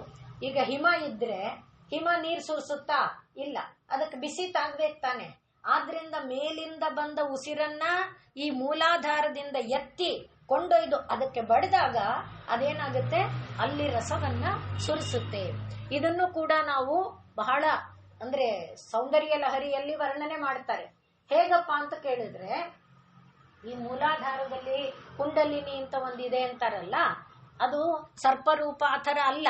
ಅಂದ್ರೆ ಅಲ್ಲಿ ಇದು ನಾಡಿಗಳು ಮಲ್ಕೊಂಡಿರುತ್ತೆ, ಅಂದ್ರೆ ಚಟುವಟಿಕೆ ಇಲ್ಲದೆ ಇರುತ್ತೆ ಅಂತ, ನಿದ್ದೆ ಮಾಡ್ತಿರುತ್ತೆ ಅಂತಲ್ಲ. ಯಾಕೆ ಅದು ನಿದ್ದೆ ಮಾಡ್ತಿರುತ್ತೆ ಅಂದ್ರೆ, ಈಗ ನೋಡಿ, ನಾವು ನಿಮಗೆ ಬೇಕಾದ್ದನ್ನೆಲ್ಲ ತನ್ ನಿಮ್ಮ ಅದ್ರಾಗ ಒದಗಿಸ್ತಾ ಇದ್ರೆ ನೀವು ಮೇಲೆ ಹೇಳ್ತೀರಾ? ಇಲ್ಲದೇ ಇಲ್ಲ, ಹೇಳದೇ ಇಲ್ಲ ತಾನೆ. ನಿಮ್ಗೆ ನೀವೇ ಹೇಳ್ಬೇಕು ಅಂತ ಆದಾಗ ಮಾತ್ರ ಹೇಳ್ತೀರಾ. ಇಲ್ಲ ಅಂದ್ರೆ ನೀವು ಕೂತಿರೋ ಜಾಗಕ್ಕೆ ಊಟ ಬರುತ್ತೆ, ಕೂತಿರೋ ಜಾಗಕ್ಕೆ ಪೆನ್ ಬರುತ್ತೆ, ಪುಸ್ತಕ ಬರುತ್ತೆ, ಟಿವಿ ಎಲ್ಲ ಬರ್ತಾನೆ ಇದ್ರೆ ನೀವ್ ಯಾಕೆ ಹೇಳ್ತೀರಾ? ಹಾಗೆ ಈ ಪ್ರಾಣ ಒಳಗಡೆ ಬರುವಾಗ ತಾನು ಅಲ್ಲಿಂದ ಅಮೃತವನ್ನ ತರುತ್ತೆ. ತಂದ ಅಮೃತವನ್ನ ಇದು ಪಟ್ ಅಂತ ಕಿತ್ಕೊಂಡು ಏನ್ ಮಾಡುತ್ತೆ, ಇಲ್ಲೇ ಹಂಚಿಬಿಡುತ್ತೆ. ಇಲ್ಲಿ ಹಂಚುತ್ತಿದ್ದಂತೆ ಇದೆಲ್ಲ ತುಂಬಾ ರಹಸ್ಯವಾದ ವಿಚಾರಗಳು, ಉಪನಿಷತ್ತುಗಳು ವಿಸ್ತಾರವಾಗಿ ವರ್ಣನೆ ಮಾಡುತ್ತೆ. ಅದು ಹಂಚುತ್ತಿದ್ದಂತೆ ಏನಾಗುತ್ತೆ, ಈ ಪ್ರಾಣ ಅವಾಗ ನಮ್ಗೆ ಕಣ್ಣಿಗೆ ಶಕ್ತಿ ಬರುತ್ತೆ, ಕಿವಿಗೆ ಶಕ್ತಿ ಬರುತ್ತೆ, ಬಾಯಿಗೆ ಶಕ್ತಿ ಬರುತ್ತೆ, ಶಕ್ತಿಯ ಜೊತೆಯಲ್ಲಿ ಉತ್ಸಾಹ ಉಲ್ಲಾಸ ಎಲ್ಲ ಬರುತ್ತೆ. ಆದ್ರಿಂದ ಏನಾಯ್ತು, ಈ ಪ್ರಾಣದ ಶಕ್ತಿಯಿಂದಾನೇ ಎಲ್ಲರೂ ಚಟುವಟಿಕೆಯಲ್ಲಿ ಆರಾಮಕ್ಕಿದ್ದಾರೆ, ಆನಂದದಿಂದ ಇದ್ದಾರೆ. ಆದ್ರಿಂದ ಇದಕ್ಕೆ ಏನು ಇಲ್ವಲ್ಲ, ಇವ್ರಿಗೆಲ್ಲ ಬರ್ತಾ ಇದೆಯಲ್ಲ, ಹಾಗಾಗಿ ಇದು ನೆಮ್ಮದಿಯಾಗಿ ಇದ್ದುಬಿಟ್ಟಿದೆ. ಯಾವಾಗ ಈ ಪ್ರಾಣಾದಿಗಳಿಗೆ ಅದು ಬರದಂತೆ ನಾವು ಬಿಗಿ ಹಿಡಿತೇವೆ, ಅಂದ್ರೆ ಅಭ್ಯಾಸ ಮಾಡ್ತೇವೆ, ಪ್ರಾಣವನ್ನ ಬಿಗಿ ಹಿಡಿದಾಗ ಕಣ್ಣಿಗೆ ಪ್ರಾಣ ಬರಲಿಲ್ಲ ಅಂದ್ರೆ ಅಮೃತ ತರಲಿಲ್ಲ, ಹಾಗೆ ಕಿವಿಗೆ ಬರಲಿಲ್ಲ, ಆಗ ಕಿವಿಗೆ ಸುಸ್ತಾಯ್ತು, ಕಣ್ಣಿಗೆ ಕಣ್ಣು ಬಿಡಕ್ಕಾಗ್ಲಿಲ್ಲ, ಹೊಟ್ಟೆ, ಆವಾಗ ಏನಾಯ್ತು, ಇವೆಲ್ಲ ಗಲಾಟೆ ಶುರು ಮಾಡುತ್ತೆ. ಹಾಗೆ ಗಲಾಟೆ ಶುರು ಮಾಡಿದಾಗ ಒಳಗಡೆಯಿಂದ ಅದು ಮೇಲೆ ಏಳುವಂತೆ ಮಾಡಿ ಅದು ಒಂದೊಂದು ಜಾಗದಿಂದ ಬುಸ್ ಅಂದ್ರೆ ಸಮಯ ಇಲ್ಲ, ಬಂದಿದ್ದೆ ಪಟ್ ಅಂತ ಆ ಸಹಸ್ರಾರವನ್ನ ಬಡಿಯುತ್ತೆ. ಆಗ ಅಲ್ಲಿ ನಮಗೆ ಆ ಅಮೃತ ಸುರಿಯುತ್ತೆ ಎಂಬುದಾಗಿ ಸೌಂದರ್ಯ ಲಹರಿಯಲ್ಲಿ ಕೂಡ ಹೇಳುತ್ತಾರೆ. ಇಲ್ಲದೆ ಹೋದ್ರೆ ನಮಗೆ ನೋಡಿ, ಇದೇ ತೃಪ್ತಿನಲ್ಲಿದ್ವಾ, ಕಣ್ಣಿಗೆ ಬೇಕಾದ್ ಸಿಕ್ತು, ಕಿವಿಗೆ ಬೇಕಾದ್ ಕೇಳಿದ್ವಿ, ನಾಲ್ಗೆಗೆ ಬೇಕಾದ್ ತಿಂದ್ವಿ, ತೃಪ್ತಿಯಾಗಿದೆ. ಆದ್ರೆ ಇದನ್ನ ಮೀರಿದ ಅಮೃತ ಅನ್ನೋದು ಒಂದಿದೆ, ಅದನ್ನ ನಾನು ಪಡಿಬೇಕು. ಎಷ್ಟು ಜನಕ್ಕೆ ನೋಡ್ಕೊಳ್ಳಿ, ಈಗ ಇಲ್ಲಿಗೆ ಬರ್ತಿರೋದ್ರಿಂದ ಓ ಇದೊಂದಿದೆ ನಮಗ್ ಗೊತ್ತಿರ್ಲಿಲ್ಲ ಅನ್ನೋಷ್ಟಾಗಿದೆ. ಎಲ್ಲಿ ಬರ್ದೇ ಇರೋರ್ಗೆ ಅಥವಾ ಇಲ್ಲೇ ಅಂತಲ್ಲ, ಈ ವಿಚಾರಗಳನ್ನು ಕೇಳದೆ ಇರೋರ್ಗೆ ಗೊತ್ತೇ ಆಗಲ್ಲ ಇದು ಒಂದಿದೆ ಅನ್ನೋದೇ ಇಲ್ಲ. ಅವಾಗ ಊಟ ಎಲ್ಲ ನೋಟ ಎಲ್ಲ ಅಲ್ಲಲ್ಲೇ ಮುಗಿದೋಯ್ತು, ತಿಂದೆ ಉಂಡೆ ಮಜಾ ಉಡಾಯಿಸ್ದೆ. ಆದ್ರೆ ಇದು ಇಂಥ ಒಂದು ಬದುಕಿದೆ ಅನ್ನುವುದರ ಅರಿವಾಗಬೇಕಾದ್ರೆ, ಅದು ಅರಿವಾದ ಮೇಲೆ ಪ್ರಯತ್ನ ಮಾಡಬೇಕಾದ್ರೆ, ಹಾಗೆಲ್ಲ ಆದಾಗ ನಾವು ಆ ನಂತರದಲ್ಲಿ ಪಡೆಯೋದಿದೆಯಲ್ಲ, ಅದನ್ನ ಚಂದ್ರ ವಿದ್ಯಾ ಎಂಬುದಾಗಿ ಹೇಳ್ತಾರೆ. ಆದ್ರಿಂದಲೇ ಈ ಚಂದ್ರ ವಿದ್ಯೆಗೆ ಮೊದಲಿಗೆ ಸದಾಚಾರ ಎಂಬುದು ಆರಂಭದ ದಿಶೆ, ಆಮೇಲೆ ಧರ್ಮಾನುಷ್ಠಾನ ಎಂಬುದು, ಆ ನಂತರದಲ್ಲಿ ಪ್ರಾಣಾಯಾಮಾದಿಗಳನ್ನ ಅನುಷ್ಠಾನ ಮಾಡೋದು. ಹೀಗೆ ವಿವಿಧ ಹಂತಗಳಲ್ಲಿ ಅನುಷ್ಠಾನವನ್ನ ಮಾಡ್ತಾ ಮಾಡ್ತಾ ಚಂದ್ರನನ್ನ ಮುಟ್ಟೋದು ಅಂದಾಗ, ಈಗ ನಾವು ಸ್ಯಾಟಲೈಟ್ ಅನ್ನ ಚಂದ್ರನ ಲೋಕಕ್ಕೆ ಕಳಿಸಿದಂತಲ್ಲ, ನಮ್ಮ ಉಸಿರನ್ನ ಆ ಚಂದ್ರನ ಮನಸ್ಸಿಗೆ ಕಾರಕನಾದಂಥವನನ್ನ, ಶೋಕ ವಿನಾಶಕನಾದಂಥವನನ್ನ ಮುಟ್ಟುವಂತೆ ಮಾಡುವಂಥದ್ದು ಅದು ಚಂದ್ರ ವಿದ್ಯಾ. ಆದ್ರಿಂದ ಇದು ಆಂತರಂಗಿಕವಾದಂಥ ಒಂದು ವಿದ್ಯೆ. ಅಂದ್ರೆ ಸಾಧನಾ ಮಾರ್ಗದಲ್ಲಿ ಸಾಗುವುದಕ್ಕೆ, ಯೋಗ ಮಾರ್ಗದಲ್ಲಿ, ಅದಕ್ಕೆ ಹೇಳಿದ್ದು ಯೋಗ ತಾರಾವಳಿ ಅನ್ನುವ ಉಪನಿಷತ್ತು ಇದು ಒಂದನ್ನೇ ಪ್ರತಿಪಾದನೆ ಮಾಡುತ್ತೆ, ಹೇಗೆ ನಾವು ಸಾಗಬೇಕು ಅಂತ. ಆ ರೀತಿಯಲ್ಲಿ ಸಾಗುವಂಥ ಒಂದು ವಿದ್ಯೆ ಇದು. ಇನ್ನು ಚಂದ್ರ ಅಂತ ಹೇಳಿದ್ರೆ ಅಮೃತ ಅಂತ ಹೇಳಿದ್ವಿ. ಲೋಕದಲ್ಲಿ ಏನು ಅಮೃತ ಅಂತೇವೆ ನಾವು. ಯಾವುದನ್ನ ನೀವು ಮಾತಾಡಿದ್ರಲ್ಲ, ಅಬ್ಬಾ ಕಿವಿಗೆ ಅಮೃತ ಹಾಕದಂತಾಯ್ತು ಹೇಳ್ತೇವಲ್ವೇ. ಹಾಗೆ ಕಾಫಿ ಒಳ್ಳೆ ಅಮೃತ, ಕಾಫಿ ಕಹಿಯಾಗಿರುತ್ತದೆ, ಅಮೃತವೇ ಅಂದ್ರೆ ನಮಗೆ ಆ ರೀತಿಯಲ್ಲಿ ಅಮೃತ ಅನ್ನುವುದು ಯಾವುದನ್ನ ಹೇಳುತ್ತೆ? ನಮಗೆ ಅತ್ಯಂತ ಆಪ್ಯಾಯಮಾನವಾದದ್ದು, ನಮಗೆ ಅತ್ಯಂತ ಇಷ್ಟವಾದದ್ದು, ಅದನ್ನ ನಾವು ಅಮೃತ ಅಂತ ಕರೀತೇವೆ. ಹಾಗೆ ಚಂದ್ರ ಎಂಬುದು ಮನಃಕಾರಕನಾದ ಕಾರಣ, ಅವನು ಯಾರಿಗೂ ಕೂಡ ಆನಂದವನ್ನ ಉಂಟು ಮಾಡುವವನಾದ ಕಾರಣ, ಈ ಸ್ನೇಹಪೂರ್ಣವಾದ ಪ್ರೇಮಪೂರ್ಣವಾದ ಆರ್ದ್ರತೆ ಅಂದ್ರೆ ಒದ್ದೆ, ಚಂದ್ರ ಇರೋದೇ ಇದು ಒದ್ದೆ ಸ್ನೇಹ, ಆ ರೂಪದಲ್ಲಿರುವ ವಿದ್ಯೆ ಏನಿದೆ ಅದನ್ನ ಚಂದ್ರ ವಿದ್ಯಾ ಅಂತ ಕರೀತಾರೆ ಅನ್ನುವುದಾಗಿ ಇನ್ನೊಂದನ್ನು ನಾವು ಯೋಚನೆ ತಿಳ್ಕೊಳ್ಬಹುದು. ಹಾಗಾಗಿ ಪ್ರಪಂಚಂ ಸಿಂಚಂತಿ ಪುನರಪಿ ರಸಾಮ್ನಾಯ ಮಹಸಃ ಅಂದ್ರೆ ಚಂದ್ರನ ಒಂದು ಬೆಳಕು, ಚಂದ್ರನ ಒಂದು ಕಿರಣ ಏನು ಮಾಡುತ್ತೆ? ಅನೇಕ ಬಾರಿ ನಾವು ಹೇಳಿದ್ದೇವೆ, ಭೂಮಿಯಲ್ಲಿ ಬೀಜವನ್ನ ಬಿತ್ತು ಬಿಟ್ರೆ ಆಗ್ಲಿಲ್ಲ, ಚಂದ್ರನ ಕಿರಣಗಳು ಆ ಬಿತ್ತಿದ ಬೀಜಗಳಲ್ಲಿ ಪೋಷಣೆಯನ್ನ ಮಾಡುತ್ತೆ. ಭೂಮಿಯಲ್ಲಿರುವ ನಾವು ಸೈನ್ಸ್ ಪ್ರಕಾರದಲ್ಲಿ ಏನಿದೆ, ಸೂರ್ಯನ ಕಿರಣಗಳಿಂದ ಎಲೆಗಳು ಆ ಕ್ಲೋರೋಫಿಲ್ ನ ಹೀರ್ಕೊಂಡು ಗಿಡದ ಇದರಿಂದ ತಯಾರು ಮಾಡುತ್ತೆ, ಆಹಾರ ತಯಾರು ಮಾಡುತ್ತೆ. ಆಹಾರ ತಯಾರು ಮಾಡಿದ್ದು ಸಂಗ್ರಹವಾಗಿದ್ದು ಕಾಯಾಗಿ ಹಣ್ಣಾಗಿ. ಆದರೆ ಮೊದಲಿಗೆ ಬೀಜ ಬೇರೊಳಗೆ ಶಕ್ತಿ ಬರಬೇಕಲ್ಲ, ಆ ಶಕ್ತಿಯನ್ನ ಪುಷ್ಟಿಯನ್ನ ಕೊಡುವಂಥವನು ಯಾರು ಅಂದ್ರೆ ಅವನು ಚಂದ್ರ. ಆದ್ರಿಂದ ರಾತ್ರಿ ಕಾಲ ಅದಕ್ಕೋಸ್ಕರ ವಿಶೇಷ. ರಾತ್ರಿ ಕಾಲದಲ್ಲಿ ಯಾವುದರನ್ನ ನಾವು ಮುಟ್ಟಬಾರದು, ಯಾವುದರ ಕಡೆ ಹೋಗಬಾರದು ಅನ್ನುವಾಗ ಎಲ್ಲವೂ ಧ್ಯಾನಪೂರ್ವಕವಾಗಿ ಆ ಶಕ್ತಿಯನ್ನ ಪಡ್ಕೊಳ್ತಾ ಇರುತ್ತೆ. ಆದ್ರಿಂದ ಯೋಗಿಯಾದವನು ಆ ಧ್ಯಾನಪೂರ್ವಕವಾಗಿ ಪಡೆಕೊಳ್ಳುವ ಶಕ್ತಿಗಾಗಿ ಅವನು ಜಾಗೃತನಾಗಿರಬೇಕು.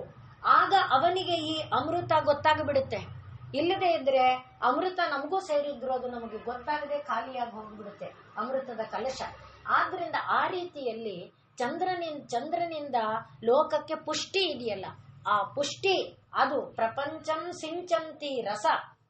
ಆ ರಸಗಳಿಲ್ಲದೆ ಪ್ರಪಂಚದಲ್ಲಿ ಪ್ರತಿಯೊಂದು ಇದರಲ್ಲೂ ರಸ ಇದೆ ನೋಡಿ, ತರಕಾರಿಗಳಲ್ಲಿ, ಹಣ್ಣುಗಳಲ್ಲಿ, ಎಲ್ಲದರಲ್ಲಿ ರಸ ಇದೆ. ಎಲ್ಲಿಂದ ಬಂತು ಆ ರಸ?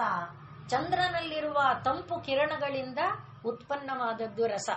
ನಾವು ಗಿಡಕ್ಕೆ ನೀರು ಹಾಕಿದ್ರಿಂದ ಬಂದಿದ್ದಲ್ಲ. ಯಾಕೆಂದ್ರೆ ನಮ್ಮನೇಲೇನೋ ನಮ್ಮ ತೋಟಕ್ಕೆ ನಾವು ನೀರು ಹಾಕಿದೀವಿ, ಕಾಡಲ್ಲಿರೋದಕ್ಕೆ ಮಳೆಗಾಲದಲ್ಲಿ ಬಂತು ಸರಿ, ಆಮೇಲೆ ಆದ್ರಿಂದ ಆ ತಂಪು ಕಿರಣಗಳ ಸಾರ ಇದೆಯಲ್ಲ ಅದನ್ನ ಹೀರಿಕೊಂಡು ಮಳೆಗಾಲ 6 ತಿಂಗಳೇನಿರಲ್ವಲ್ಲ, ಆದ್ರಿಂದ 6 ತಿಂಗಳಿದ್ರು ಇನ್ನು 6 ತಿಂಗಳು ಇರಲ್ವಲ್ಲ. ಎಷ್ಟು ಕಾಲದಲ್ಲಿ ಆ ರಸ ಎಲ್ಲಿಂದ ಬರುತ್ತೆ? ಚಂದ್ರನಿಂದ ಬಂದು ಆ ಎಲ್ಲ ಗಿಡ ಮರಗಳಲ್ಲಿ, ಹಣ್ಣು ಹಂಪಲುಗಳಲ್ಲಿ, ತರಕಾರಿಗಳಲ್ಲಿ, ಜೀವಿಗಳಲ್ಲೂ ಚಂದ್ರನ ಕಿರಣ ಇಲ್ಲ ಅಂದ್ರೆ ಬತ್ ಹೋಗುತ್ತೆ, ಸೂರ್ಯ ಕಿರಣ ಇಲ್ಲ ಅಂದ್ರೆ ಬತ್ ಹೋಗುತ್ತೆ, ಸೂರ್ಯನ ಕಿರಣ ತೀವ್ರ ಆಯ್ತು ಅಂದ್ರೆ ಬತ್ ಹೋಗುತ್ತೆ. ಜೀವಿಗಳನ್ನ ನಾವು ನೋಡ್ತೇವಲ್ಲ ಬೇಸಿಗೆ ತೀವ್ರ ಆದಾಗ. ಆ ರೀತಿಯಲ್ಲಿ ಈ ಚಂದ್ರವಿದ್ಯಾ ಅನ್ನುವುದು ತಂಪು ಅಮೃತ ಕಿರಣಗಳನ್ನ ಕೊಡುವುದರ ಮೂಲಕ ಜೀವಿಗಳ ಭೌತಿಕ ಅಂದ್ರೆ ಮೆಟೀರಿಯಲಿಸ್ಟಿಕ್ ಫಿಸಿಕಲ್ ಆ ಭೌತಿಕವಾದ ಜೀವನವನ್ನು ಕೂಡ ಅದು ಹಾಯಾಗಿ ಮಾಡುತ್ತೆ, ತಂಪು ಮಾಡುತ್ತೆ, ತೃಪ್ತಿದಾಯಕವಾಗಿ ಮಾಡುತ್ತೆ, ಸಂತೋಷದಾಯಕವಾಗಿ ಆನಂದದಾಯಕವಾಗಿ ಮಾಡುತ್ತೆ. ಆದ್ರಿಂದಲೇ ಪ್ರಪಂಚಂ ಸಿಂಚಂತಿ ಪುನರಪಿ ರಸಾಮ್ನಾಯ ಮಹಸಃ.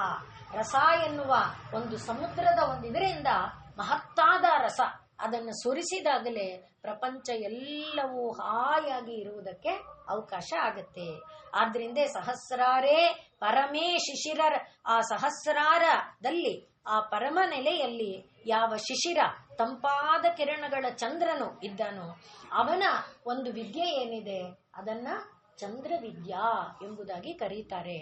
ಇದನ್ನ ಶಂಕರಾಚಾರ್ಯರ ಗುರುಗಳಾದಂಥ ಗೌಡಪಾದರು ಅದನ್ನೇ ವರ್ಣನೆ ಮಾಡಿ ಹೇಳುತ್ತಾರೆ. ಅಂದ್ರೆ ಎಲ್ಲಿಯವರೆಗೆ ಇದರ ಒಂದು ಅನುಭೂತಿ ಇದೆ ನೋಡಿ, ಅವರು ಹೇಳುವಾಗ ಇದನ್ನ ಸರಘ ಅಂತ ಕರೀತಾರೆ. ಸರಘ ಅನ್ನುವುದು ವೇದದಲ್ಲಿ ಬರುವಂತಹ ಒಂದು ವಿಶಿಷ್ಟವಾದ ಅಂಶ.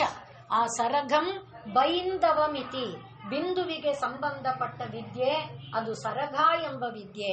ಅದು ಎಂಥದ್ದು ಅಂದ್ರೆ ಸಹಸ್ರಾರೇ ಪರಮೇ, ಪರಮವಾದ ಸಹಸ್ರಾರದಲ್ಲಿ ಶಿಶಿರ ಮಹಸಾಂ, ಆ ಶಿಶಿರ ಎನ್ನುವ ಅಂದ್ರೆ ತಂಪಾದ ಕಿರಣಗಳಿಂದ ಕೂಡಿರುವುದರಲ್ಲಿ ಅಪರಂ ಬಿಂಬಂ, ಆ ಚಂದ್ರನ ಇನ್ನೊಂದು ಬಿಂಬವೋ ಎನ್ನುವಂಥದ್ದೇ ಈ ವಿದ್ಯೆ ಎಂಬುದಾಗಿ ಶಂಕರಾಚಾರ್ಯರ ಗುರುಗಳಾದಂಥ ಗೌಡಪಾದರು ಅದನ್ನ ಸರಘಾಂ ಬೈಂದವಂ, ಬಿಂದುವಿಗೆ ಸಂಬಂಧಪಟ್ಟಂತಹ ವಿದ್ಯೆ ಎಂಬುದಾಗಿ ಹೇಳಿದ್ದಾರೆ.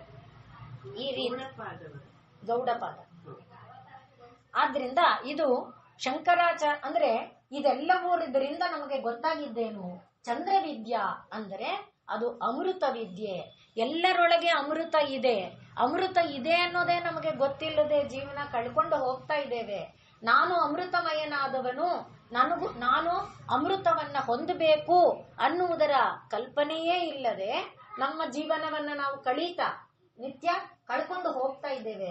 ಒಂದು ಶರೀರದ ನಂತರ ಮತ್ತೊಂದು, ಒಂದು ಶರೀರದ ನಂತರ ಮತ್ತೊಂದು ಶರೀರಗಳನ್ನ ಪಡೀತಾ ಕಾಲ ಕಳ್ಕೊಂಡಿವೆ ಹೊರತು ನಮ್ಮ ಅಮೃತತ್ವವನ್ನು ನಾವು ಅರಿಯುವ ಪ್ರಯತ್ನ ಮಾಡುವ ವಿದ್ಯೆ ಇದೆಯಲ್ಲ, ಅದು ಚಂದ್ರವಿದ್ಯಾ. ನಾವು ಮಾಡದೆ ಹೋದರೆ ಅದು ಹೋಯ್ತು. ಆ ಮಾಡುವ ವಿದ್ಯೆಯನ್ನ ತಿಳಿಸಿಕೊಡೋದಿದೆಯಲ್ಲ, ಅದು ಚಂದ್ರ ವಿದ್ಯಾ. ಇನ್ನು ಮುಂದಿನದು ಚಂದ್ರ ಮಂಡಲ ಮಧ್ಯಗ.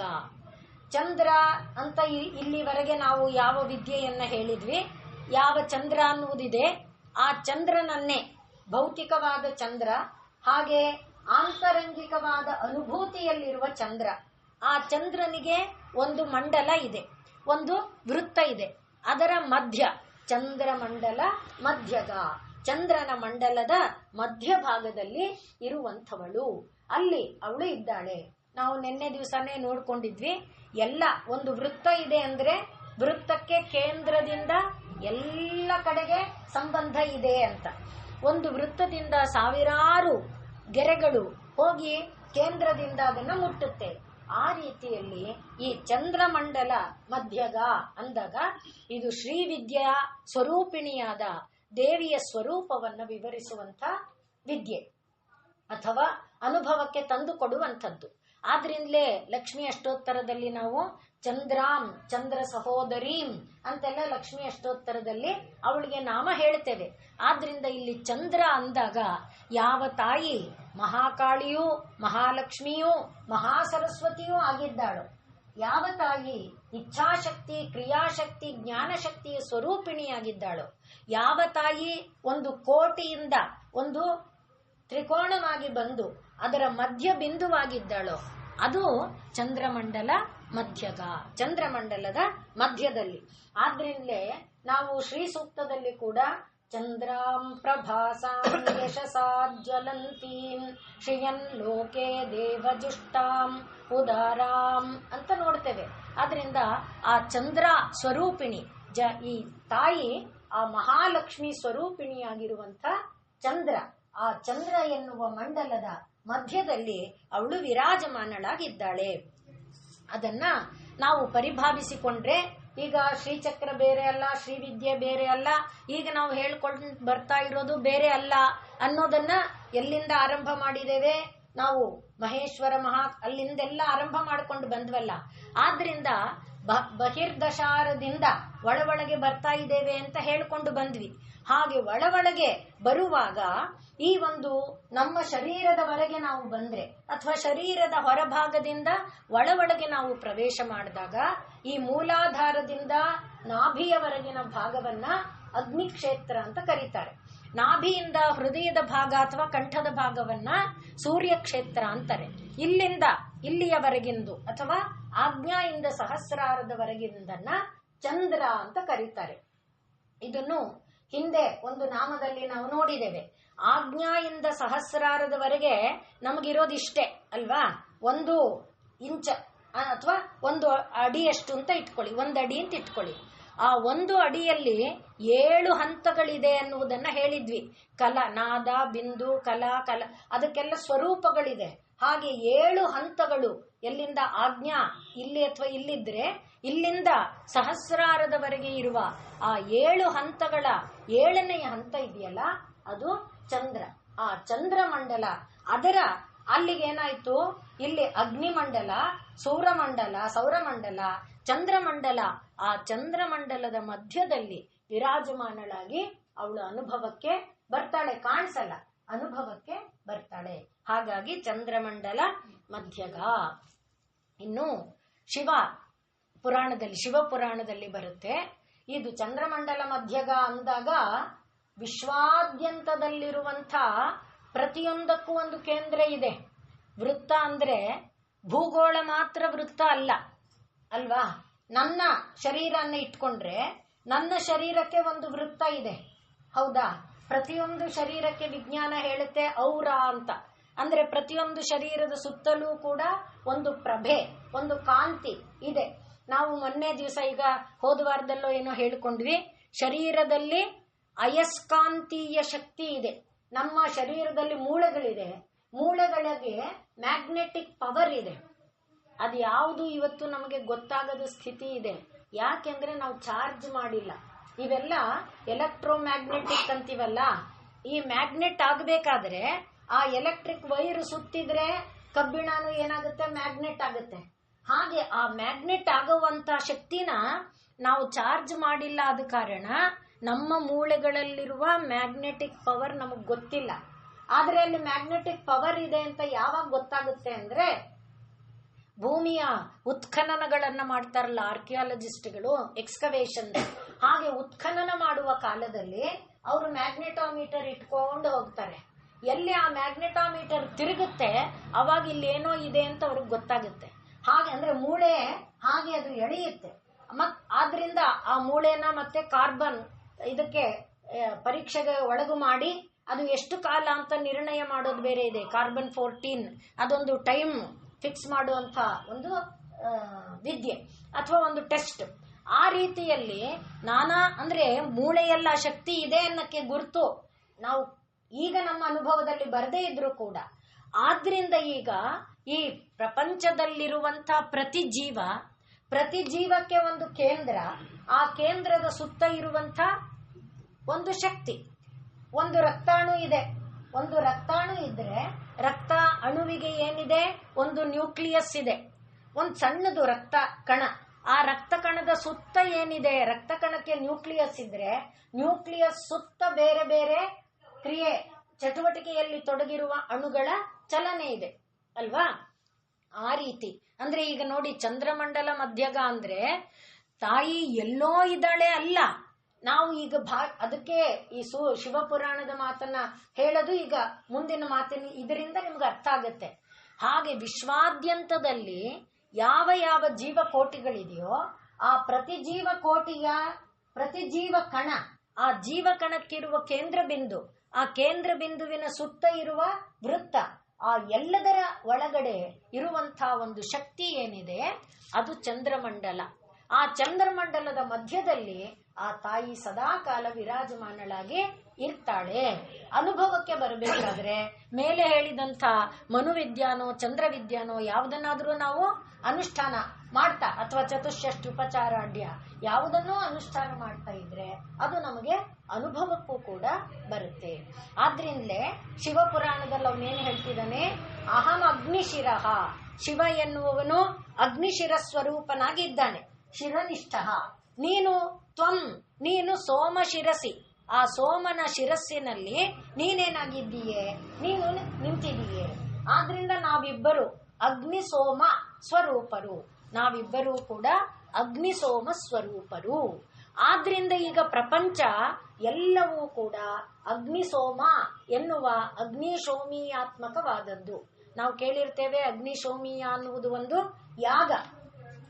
ದಿನವೂ ಕೂಡ ಪ್ರತಿದಿನದಲ್ಲಿ ಜನರು ಅನುಷ್ಠಾನ ಮಾಡ್ತಾ ಇದ್ದಂತ ಒಂದು ಯಾಗ ಅಗ್ನಿಶೋಮೀಯ ಅಂತ. ಅದಕ್ಕೆ ಅಗ್ನಿ ಸೋಮಮಯಂ ವಿಶ್ವಂ, ಇದನ್ನ ನಾವು ಗರುಡ ಪುರಾಣದಲ್ಲೂ ನೋಡ್ತೇವೆ. ಸಮಸ್ತ ಪ್ರಪಂಚವೂ ಕೂಡ ಅಗ್ನಿ ಮತ್ತು ಸೋಮ ಇವರ ಮಯವಾಗಿ ಇದೆ. ಅಗ್ನಿ ಸೋಮಮಯಂ ವಿಶ್ವಂ ಯತ ಏತದಶೇಷತಃ, ಸಂಪೂರ್ಣವಾಗಿ ಇದೆಲ್ಲವೂ ಕೂಡ ಅಗ್ನಿ ಮತ್ತು ಸೋಮ ಸ್ವರೂಪವಾಗಿದೆ. ಆದ್ರಿಂದ ಏಚ ತೇಜಸಿ ಏಚ ಏತೆ, ಯಾರು ತೇಜಸ್ಸಿನಲ್ಲಿದ್ದಾರೆ, ಯಾರು ಈ ಸೋಮ ಸೂರ್ಯಾಗ್ನಿ ರೂಪದಲ್ಲಿದ್ದಾರೆ, ಆ ಎಲ್ಲರೂ ಕೂಡ ಜಗತ್ ಸ್ವರೂಪಿಣಶ್ಚ. ಈಗ ಅರ್ಥ ಆಗ್ತಿದ್ಯಾ? ಅದಕ್ಕೋಸ್ಕರ ಈ ಮಾತು ಹೇಳಿದೆ. ಇವರೆಲ್ಲರೂ ಯಾರು ಅಗ್ನಿ ಸೋಮ ಅನ್ನುವವರು ಜಗತ್ ಸ್ವರೂಪಿಣ, ಜಗತ್ತಿನಲ್ಲಿರುವಂಥ ಪ್ರತಿ ಅಣು ಪ್ರತಿ ಜೀವ ಆ ಎಲ್ಲದರ ಒಳಗೆ ಅವರಿದ್ದಾರೆ. ಆದ್ರಿಂದ ಜಗತ್ ಸ್ವರೂಪಿಣಶ್ಚೈವ ತಥಾ ಬ್ರಹ್ಮಸ್ವರೂಪಿಣ, ಯಾರು ಅಗ್ನಿಶೋಮಿಯಾ.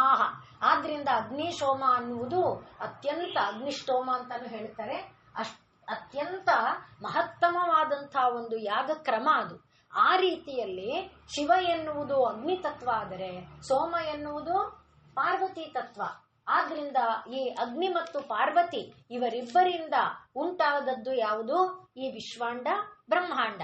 ಆ ವಿಶ್ವಾಂಡ ಬ್ರಹ್ಮಾಂಡದ ಕೇಂದ್ರ, ವಿಶ್ವಾಂಡ ಬ್ರಹ್ಮಾಂಡಕ್ಕೆ ಒಂದು ಕೇಂದ್ರ, ಪ್ರತಿ ಜೀವಕ್ಕೆ ಒಂದೊಂದು ಕೇಂದ್ರ. ಅಂದ್ರೆ ಏನಾಯ್ತು? ವಿವಿಧವಾದ ಕೇಂದ್ರಗಳು. ಆ ವಿವಿಧವಾದ ಕೇಂದ್ರಗಳು ವಿವಿಧ ವೃತ್ತಗಳು. ಇದನ್ನ ನಾವು ವೃತ್ತಗಳನ್ನೇ ತಗೊಂಡ್ರೆ, ಥಿಯರಮ್, ಸರ್ಕಲ್ ಥಿಯರಮ್ ಇದೆಯಲ್ಲ, ಅದರಲ್ಲಿ ಒಂದು ವೃತ್ತದೊಳಗೆ ಒಂದು ವೃತ್ತದೊಳಗೆ ಒಂದು ವೃತ್ತದೊಳಗೆ ಇಟ್ಕೊಂಡ್ರೆ, ಈಗ ನೋಡಿ, ಒಂದು ಸಣ್ಣ ವೃತ್ತ, ಅದರ ಮೇಲೆ ದೊಡ್ಡ ವೃತ್ತ, ಅದರ ಮೇಲೆ ದೊಡ್ಡ ವೃತ್ತ, ಎಲ್ಲಾ ಬಂದ್ರು ಕೇಂದ್ರ ಕಾಮನ್ ಆಗಿರುತ್ತೆ ಅಲ್ವಾ? ನೀವು ಅದು ಥಿಯರಮ್ ನೋಡಿ ನೆನಪಲ್ಲಿದ್ರೆ. ಆದ್ರಿಂದ ಆ ರೀತಿಯಲ್ಲಿ ಇದೆಲ್ಲ ಸಣ್ಣ ಸಣ್ಣ ಜೀವಿಗಳ ವೃತ್ತ ಒಂದಾಗಿದ್ರೆ ಆ ಕೇಂದ್ರ ಬಿಂದು ಸಮಾನವಾದ ಕೇಂದ್ರ ಬಿಂದು. ಯಾಕೆ? ವೃತ್ತದ ಪರಿವಿಡಿ ಮಾತ್ರ ದೊಡ್ಡದಾಗ್ತಾ ಹೋಯ್ತು, ವೃತ್ತಕ್ಕೆ ಇರುವ ಇದು ಮಾತ್ರ ಸಮಾನವಾಗಿದೆ. ಆದ್ರಿಂದ ಆ ರೀತಿಯಾಗಿ ಇದು ವಿಶ್ವಾದ್ಯಂತವನ್ನ ವ್ಯಾಪಿಸಿಕೊಂಡಿರುವಂಥದ್ದು. ಯಾವುದಿದು? ಅಗ್ನಿ ಸೋಮ ಅನ್ನುವಂಥದ್ದು. ಆ ಸೋಮ, ಅದರಿಂದ ಚಂದ್ರಮಂಡಲ ಮಧ್ಯಗ ಅಂದಾಗ ಅಗ್ನಿ ರೂಪದಲ್ಲಿ ಶಿವನು, ಸೋಮ ರೂಪದಲ್ಲಿ ಪಾರ್ವತಿಯು.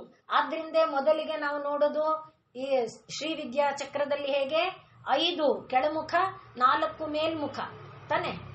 ಆ ತ್ರಿಕೋಣಗಳಲ್ಲಿ ಶಿವ ಮತ್ತು ಪಾರ್ವತಿ ತತ್ವವನ್ನೇ ನೋಡ್ತಾ ಇದ್ದೇವೆ. ಆದ್ರಿಂದ ಆ ಎಲ್ಲಕ್ಕೂ ಪಾಯಿಂಟ್ ಎಲ್ಲಿದೆ ನೋಡಿ? ತ್ರಿಕೋಣಗಳು ಕೆಳಮುಖ ಇರ್ಲಿ, ಮಧ್ಯ ಒಂದೇ ಇದೆ.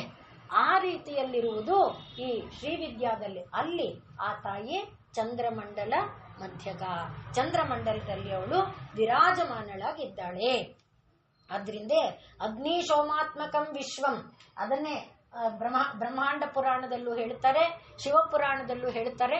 ನಾನು ಹೇಳಿದಂಥ ಮಾತು ಗರುಡ ಪುರಾಣದಲ್ಲೂ ಕೂಡ ಅದೇ ಮಾತೇ ಇದೆ, ಸೇಮ್. ಆದ್ರಿಂದ ಆವಾಭ್ಯಾನ್ ಅಂದ್ರೆ ಶಿವ ಪಾರ್ವತಿಯರಿಂದ ಇದು ಸಮಧಿಷ್ಠಿತ, ಇದು ವ್ಯಾಪಿಸಿಕೊಂಡಿದೆ. ಆದ್ರಿಂದ ಎಲ್ಲರಿಗೆ ಕೇಂದ್ರ ಬಿಂದು ಯಾರು?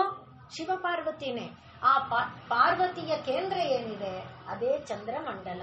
ಆದ್ರಿಂದ ಆ ಚಂದ್ರಮಂಡಲದ ಶಿವನಿಗೆ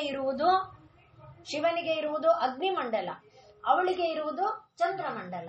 ಆದ್ರಿಂದ ಅಗ್ನಿ ಮತ್ತು ಸೋಮರ ನಡುವಿನ ಒಂದು ಸಂಬಂಧದಿಂದ ಇಡೀ ವಿಶ್ವಾಂಡ ಇದೆ.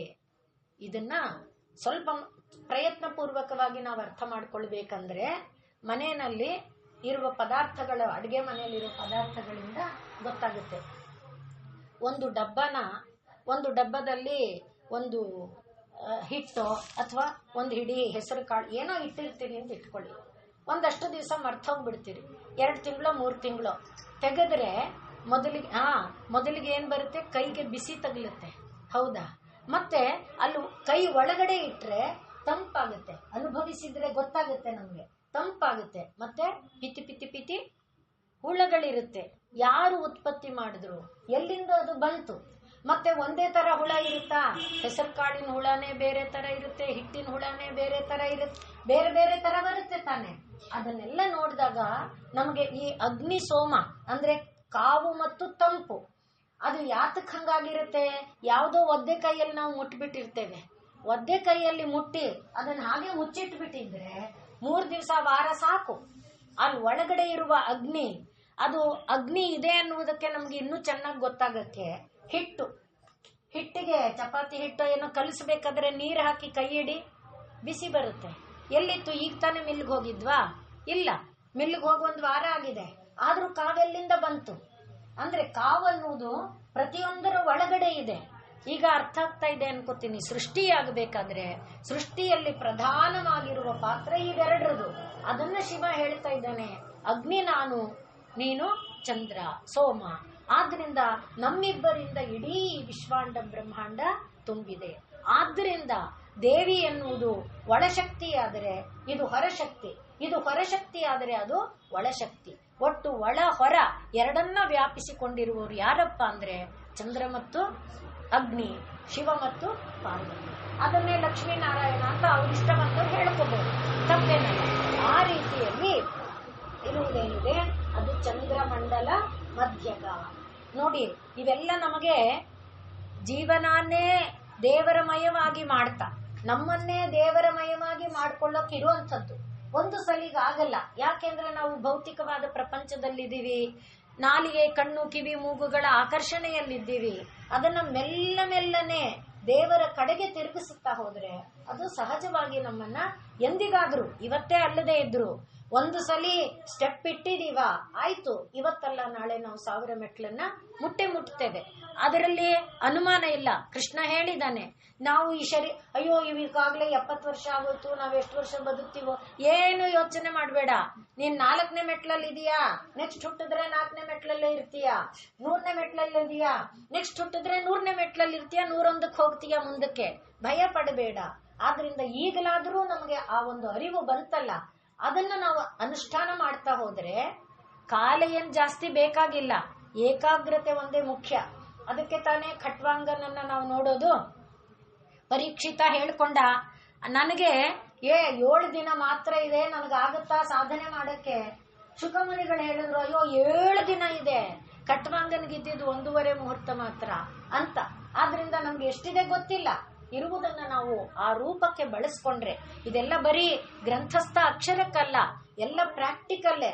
ಅದನ್ನ ಅಪ್ಲೈ ಮಾಡಿಕೊಂಡ್ರೆ ಆಗ ನಮಗೂ ಕೂಡ ಆ ಚಂದ್ರಮಂಡಲವನ್ನ ಮುಟ್ಟುವ, ಚಂದ್ರಮಂಡಲದ ಅಮೃತವನ್ನ ಆಸ್ವಾದಿಸುವ ಶಕ್ತಿ ಸಾಮರ್ಥ್ಯ ತನ್ನಿಂದ ತಾನು ಒದಗುತ್ತೆ. ಆದ್ರಿಂದ ತಾಯಿಯ ಚಂದ್ರಮಂಡಲ ಮಧ್ಯಗ ಎನ್ನುವ ರೂಪದಲ್ಲಿ ಶಿವಪಾರ್ವತಿಯರ ಸಮೂಹ ದೊಡಗೂಡಿದ ಅಗ್ನಿಶೋಮಾತ್ಮಕವಾದ ವಿಶ್ವಾಂಡದ ಒಂದು ಕೇಂದ್ರವನ್ನ ಭಾವಿಸ್ತಾ, ಆ ಕೇಂದ್ರದ ಒಳಗಿರುವ ತಾಯಿಯನ್ನು ನಾವು ಮನಸ್ಸಿಗೆ ಕಲ್ಪನೆ ಮಾಡಿಕೊಳ್ತಾ, ಮುಂದಿನ ನಾಮ ಚಾರು ರೂಪ. ಅದನ್ನು ನಾವು ನಾಳೆ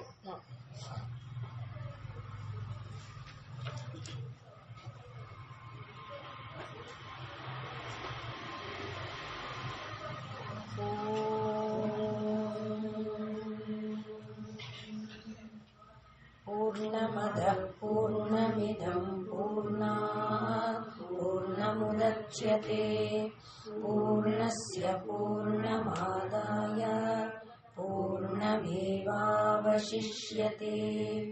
ॐ शान्ति शान्ति शान्ति। सर्वे भवन्तु सुखिनः, सर्वे सन्तु निरामयाः, सर्वे भद्राणि पश्यन्तु, मा कश्चित् दुःखभाग् भवेत्।